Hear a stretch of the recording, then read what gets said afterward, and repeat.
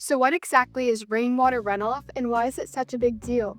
Yeah, so it's a really great question. So, what exactly is runoff? It's kind of a fun concept that not a lot of people can wrap their head around, or rather, not fun. So, a lot of our county used to be sandy soil. We didn't have a lot of paved surfaces. We call them impervious surfaces. So, what that means is there's a lot of paved over roads, things like that.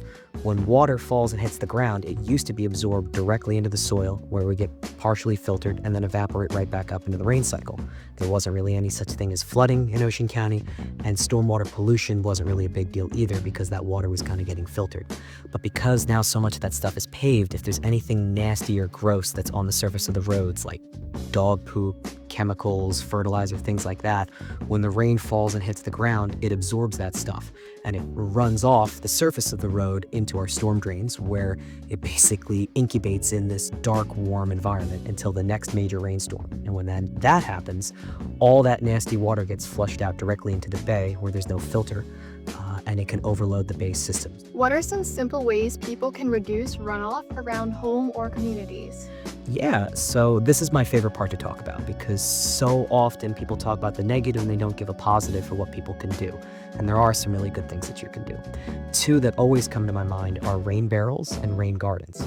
So rain barrels, a lot of people think, oh, that's just good for, repurposing rainwater to water my garden.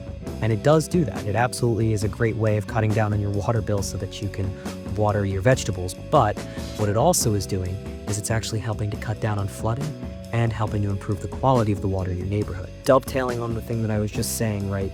Having better habits.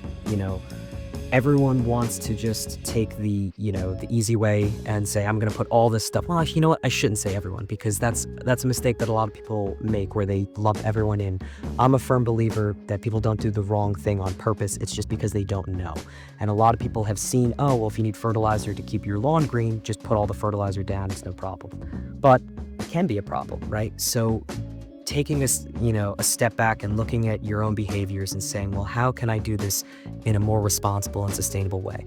So the fertilizer example, looking at the NPK value on the bag, that basically stands for nitrogen, phosphorus, and potassium. You want to get something that has the lowest numbers that you could possibly find.